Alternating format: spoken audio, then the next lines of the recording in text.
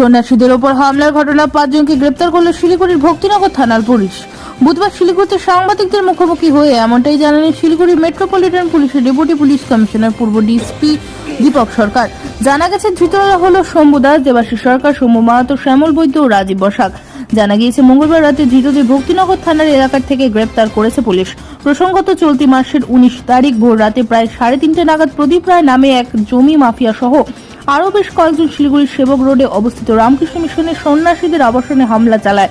অভিযোগ, আগ্নেয়াস্ত্র নিয়ে তারা ভেতরে প্রবেশ করে মারধর করে সন্ন্যাসীদের। এই ঘটনার পর রাজ্য রাজনীতিতে শুরু হয় তোলপাড়। ঘটনা নিন্দায় জানায় খোদ প্রধানমন্ত্রী। এরপরই বিষয়টি নিয়ে রাজ্য সরকারের বিরুদ্ধে সরব হয় বিজেপি। চাপে পড়ে ঘটনার মূল অভিযোগ থেকে পুলিশ গ্রেপ্তার না করলেও মিশনের অভিযোগের ভিত্তিতে ঘটনা জড়িত থাকার অভিযোগ 5 জনকে গ্রেপ্তার করে।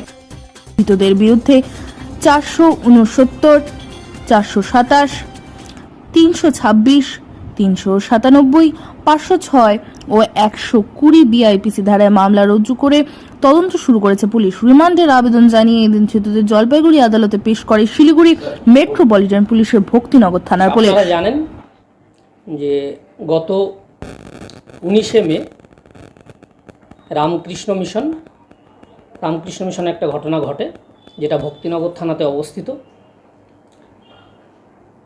এবং সেই ঘটনায় রামকৃষ্ণ মিশন একটা কমপ্লেন করে, আমরা সেই বেসিসে কেস করি এবং সেই কেসের বেসিসে আমরা ইনভেস্টিগেশন করি। এবং ইনভেস্টিগেশন করে গত রাতে আমরা 5 জনকে অ্যারেস্ট করেছি। শম্ভু দাস, দেবাশিস সরকার, শম্ভু মাহাতো, শ্যামল বৈদ্য, এরা সব ভক্তিনগর থানা এলাকাতেই বাড়ি। আরেকজন হচ্ছে রাজীব বসাক, যার বাড়ি মাটিকাড়া থানায়। রামকৃষ্ণ মিশনের মূল অভিযোগ যেটা ছিল সেটা হচ্ছে রাত্রেবেলা 3টে সাড়ে 3টের দিকে প্রদীপ রায় বলে একজন এবং আরও 10-12 জন সেখানে ঢোকে এবং রামকৃষ্ণ মিশনের কিছু লোকজন ওখানে ছিল, যাদেরকে ভয় দেখায়, মারধর করে এবং কিছু মোবাইল স্ন্যাচ করে নিয়ে যায়। আর কিছু সিসিটিভি ছিল, সেগুলো নাকি ড্যামেজ করে। তো আমরা এটা ইনভেস্টিগেশন করার পরে আমরা সেই মোতাবেক ব্যবস্থা নিই এবং যারা এর মধ্যে জড়িত ছিল আমরা তাদের মধ্যে 5 জনকে অলরেডি আইডেন্টিফাই করে অ্যারেস্ট করেছি এবং আরও আইডেন্টিফিকেশান চলছে, আরও অ্যারেস্ট হবে। এর মধ্যে যেটা ইনভেস্টিগেশন করতে গিয়ে আমরা পাই সেটা হচ্ছে যে মেন অ্যাকিউজড আছে এই কেসে প্রদীপ রায়, তিনি একটি কেস করেছেন, সিভিল কেস, যেটাতে উনি দাবি করেছেন যে রামকৃষ্ণ মিশনের যে জমিটা আছে সেই জমিটা ওনার, সেটা উনি উত্তরাধিকার সূত্রে পেয়েছেন টুকরা সিং বলে একজন আছেন তার কাছ থেকে। টুকরা সিং কোনো ছেলে মেয়ে ছিল না, তো ওনার বাড়িতে যিনি থাকতেন বিদ্যেশ্বরী দেবী বলে একজন, বিদ্যেশ্বরী রায়, তার ছেলে হচ্ছে এই প্রদীপ রায়। এবং প্রদীপ রায় দাবি করছে যে যেহেতু টুকরা সিং নিঃসন্তান ছিলেন তাই হিন্দু আইন মোতাবেক এই সম্পত্তি তার কাছে আসবে। বাট ডিউরিং ইনভেস্টিগেশন আমরা সমস্ত দিক খতিয়ে দেখে যেটা পেলাম সেটা হচ্ছে টুকরা সিং অনেক আগেই জমি বিক্রি করে দিয়েছিলেন হরদোয়াল সিং গিল বলে এক ভদ্রলোকের কাছে, এবং হরদোয়াল সিং গিল জমি বিক্রি করেছিলেন এসকে রয় বলে আরেক ভদ্রলোকের কাছে, এবং এসকে রয় বলে যে ভদ্রলোক আছেন উনি গিফট ডিড করেছিলেন রামকৃষ্ণ মিশন। আমরা খুঁজছি, আমরা এখনো ট্রেস করতে পারি। প্রদীপের মামলা দায়ের করার 1.5 ঘন্টা আগে রামকৃষ্ণ মিশন মামলা করেছিল। আপনার পুলিশের নথি বলছে সেই মামলা অভিযোগ পাওয়ার পর পুলিশ মামলা শুরু করে দেয়, তারপর প্রদীপ থানায় গিয়ে এফআইআর করে। যখন অলরেডি রামকৃষ্ণ মিশন এফআইআর করেছে এবং বন্দুক নিয়ে হামলা চালানো হয়েছে, আর্মস অ্যাক্টে পুলিশ কেন মামলা দিল না? কেন পুলিশ প্রদীপদেরকে বাঁচাচ্ছে? এটা আমার প্রথম প্রশ্ন। দ্বিতীয় প্রশ্ন, অভিযুক্ত একজন মামলা হওয়ার পর এলেন থানায়, তাকে জিজ্ঞাসাবাদের জন্য পুলিশ ডিটেন না করে পুলিশ ছেড়ে দিল। প্রথম কথা, যে কোনো অভিযোগ এলে আমরা প্রথমে সেটা কেস স্টার্ট করি, তারপরে সেটা আমরা তদন্ত করি। তদন্ত করে যতক্ষণ না আমরা এভিডেন্স পাই ততক্ষণ তো আমরা কোনো অ্যাকশন নিতে পারি না। সেই হিসাবে প্রদীপ রায় তার পরপরই কেস করেছে, আমরা তখনও তদন্তের প্রাথমিক স্টেজে ছিলাম, যেটাতে জিজ্ঞাসাবাদের তখনও আমাদের দরকার হয়নি। মুখ্যমন্ত্রী বলছেন রামকৃষ্ণ মিশনকে আমরা শ্রদ্ধা করি, সেই মুখ্যমন্ত্রী পুলিশ রামকৃষ্ণ মিশনের বিরুদ্ধে এসটি অ্যাক্টে যেই ধারায় আগাম জামিনের কোনো প্রভিশন নেই, একজন অভিযুক্তের কথার ভিত্তিতে কোনো কিছু বিবেচনা না করে সরাসরি মামলা করে দিল। আমি এ ব্যাপারে আগেই বললাম এই তো সেই মামলা নিয়ে তো বলছি না, পুলিশের ভূমিকা স্যার, নিন্দা হচ্ছে এই কেসের ব্যাপারে আমি আগেই বলে দিলাম, ব্রিফিং এর আগেই আমি বলে দিলাম। এই বিষয়টা নিয়ে তো পুলিশের ভূমিকা নিয়ে নিন্দার ঝড় বইছে। রামকৃষ্ণ মিশনের বিরুদ্ধে এসটি অ্যাক্টে আপনারা মামলা করলো আপনার পুলিশ, আপনিই বলছেন প্রদীপের অভিযোগ মিথ্যে। এই যে মামলাটা আপনারা করলেন এটা তো জামিন, অ্যাডভান্স জামিন হবে না। এমন একজন স্বামীজির বিরুদ্ধে মামলা করলেন যে 15 বছর আগে এখান থেকে চলে গেছে, মিথ্যা এফআইআর করা হলো। পুলিশ কিভাবে মামলা করলো, কেন করলো? রামকৃষ্ণ মিশনকে হেনস্থা করছে আপনার পুলিশ। আমি এটা প্রথমেই আপনাদেরকে বললাম যে পুলিশ তো বলতে পাউন প্রথমেই আমি আপনাদেরকে বললাম যে আমি প্রথমেই এ ব্যাপারে বলে নিলাম আপনাদেরকে। কি বলে দিলেন? একজন স্বামীজি বছর 15 আগে চলে গেছেন, তার বিরুদ্ধে মিথ্যা মামলা হলো, আপনার পুলিশ মামলা করলো, অভিযোগ উঠছে টাকা খেয়ে মামলা করা হয়েছে, রাজনৈতিক মহল সোচ্চার হচ্ছে নিন্দায়, শহর জুড়ে ভক্তরা নিন্দা করছে। পুলিশ করছেটা কি? পুলিশ তো আইনে শাসন করবে। আপনি চেয়ারে বসে আছেন, সুপিরিয়র হয়ে বলছেন মিথ্যা মামলা প্রদীপের, আপনার থানা ওই অভিযুক্তের বয়ানে ভিত্তিতে মিথ্যা মামলা হলে আমরা যেটা মিথ্যা হবে অ্যাজ পার ল আমরা ব্যবস্থা নেব। আচ্ছা স্যার, সেটাও আইনানুগ ব্যবস্থা হবে। প্রায় এসসি এসটি প্রিভেনশন অ্যাক্টে মামলা করেছে, আপনারা ওনার কাছে গিয়েছিলেন, ওনার কাছ থেকে কোনো রকম এসসি এসটি সার্টিফিকেট পাননি। এখনো পর্যন্ত মামলা প্রাইমারি স্টেজে আছে, এ ব্যাপারে আমি এখনই কিছু বলছি না। কিন্তু তো আপনারা তো মামলা করে দিয়েছেন, কিন্তু এসসি এসটি সার্টিফিকেটই ওনার কাছ থেকে পাননি, আপনারা যখন গিয়েছেন পাননি।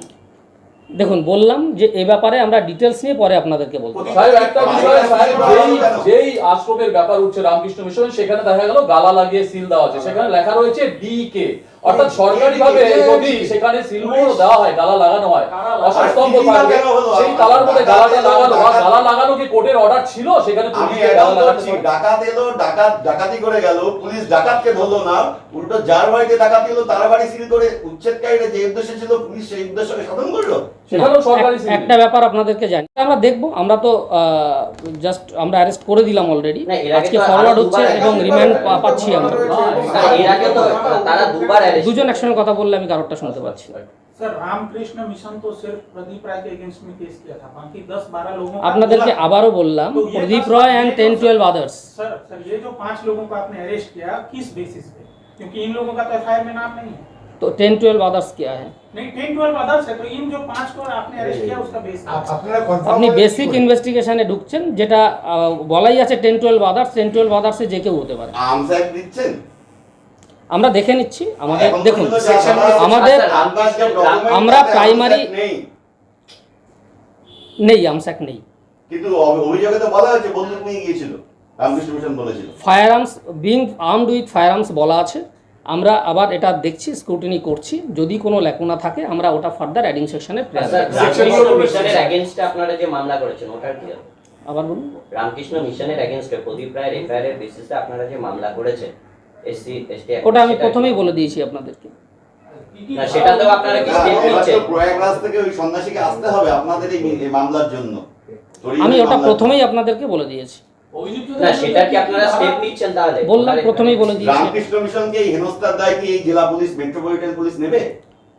এই প্রদীপ রায় বলে এটা প্রেস ব্রিফিং এর পার্ট, মানে যেটা কোশ্চেন করছেন ওটা প্রেস ব্রিফিং এর কোনো পার্ট নেই। একদমই না। আপনাকে তো ক্লিয়ার করতে হবে ঘটনাটা ঘটলো তো। দায় নেওয়া না নেওয়া এটা কোনো প্রেস ব্রিফিং এর পার্ট হতে পারে না। না, মামলাটা তো মিথ্যে মামলা আপনি বলছেন, তো তার জন্য হেনস্থাটা হতে হবে, তার দায়টা কার বলুন? যেটা অ্যাজ পার ল যেটা আছে সেটা হবে। লয়ের বাইরে গিয়ে আমরা কিছু করি না, করতে পারি না। পদ্ধতি কি? সেই মামলাকে উইথড্রল করার চেষ্টা হবে বা কিছু হবে? তো ইনভেস্টিগেশনের পার্ট এখনই আপনাকে ডিসক্লোজ করব কি করে আমি।